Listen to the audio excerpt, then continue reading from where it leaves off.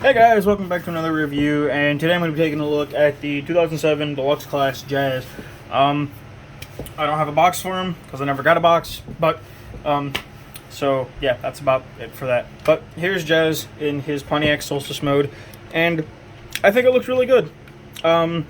Looks pretty faithful to the actual car, so I think it looks really nice. I like the blue here for the windows. It's a very vibrant blue. Then you got some metallic blue and yellow up front for the headlights. You got the black here for the grille and the red for the Pontiac logo.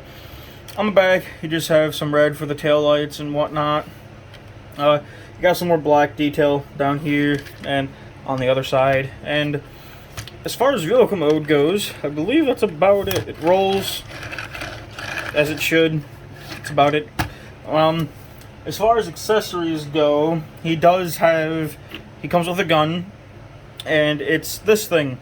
It's not the one it's not like the one that he had in the movie. This is more like a sniper rifle, because if you grab the barrel here, you can extend it out, and it becomes like a sniper rifle. So, but, it's cool. It looks good for what it is. Got some nice molded detail in there, so. But as far as that goes, that's about it. You can store it on here. You just take it, and there's two notches right there, and you just kind of plug it in on the back of the spoiler like that. And that's your weapon storage. Doesn't look great, but hey, it's storage if you wanted to store it. So, but as far as vehicle mode goes, I believe that is about it. So I guess we'll just get down to transformation. So first thing I do is I come back here, and I just lift this up, take the spoiler, bend it forward, lift it up, and bring that up against its back. I'm going to raise the camera up a little bit. And then I guess the next thing you want to do is you can bring the legs down and kind of, actually I'm not going to tab it in yet, but bring the legs and the waist down, and then you can extend them at the knee, rotate them forward, and you can bring down the foot. And then this section right here, I'm not sure what you're supposed to do with this. Never really have, but I just kind of rotate it back so it looks something like that. Then you can bring out his heel spur like that. And you just want to do the same thing on the other side. You just bring down the foot, rotate that section back, and then flip out the heel spur. So you have his legs all done. Now you want to come to the arms up here. Actually, fold this piece back real quick. You want to come to the arms, untab them, and bring them out. Kind of extend them out. It's on a double hinge, as you can see right there. So you just kind of want to grab them and pull them out and up. You raise the camera once again. Then you can take this section here, rotate it back. Take this section, rotate it around, and then rotate the whole arm around. And then before you rotate it all the way around, you want to take his hand, flip it out, and then you can take the arm and flip this whole panel up. Oops. You don't want to pop it off, but take it, and it's now gonna be a pain. There we go. And flip it around like so. And then you can finish bringing the arm around. So you should have an arm that looks like that. And you want to do the same thing on this side. Just bring it around, bring this up and around, flip up the hand, extend this panel in there, and bring it around. And then you have your arms all done. You can now tab in the waist. Just tab that in. And for the last little bit, you just want to take this back section, and when you bring it back, his head will come up, and it'll kind of transform his chest, as you saw. And so it'll go from straightened out like that to all kind of bent in. So, but as far as Jazz goes, that is about it for the transformation. So here's Jazz in his robot mode, and actually, he doesn't want to stand when I have those like this, so I guess you can. Like I said, I'm not really sure what you're supposed to do with these. But because they kind of get in the way of him standing, so I guess leave them like that. But there's Jazz in his robot mode, and I think for the most part he looks good.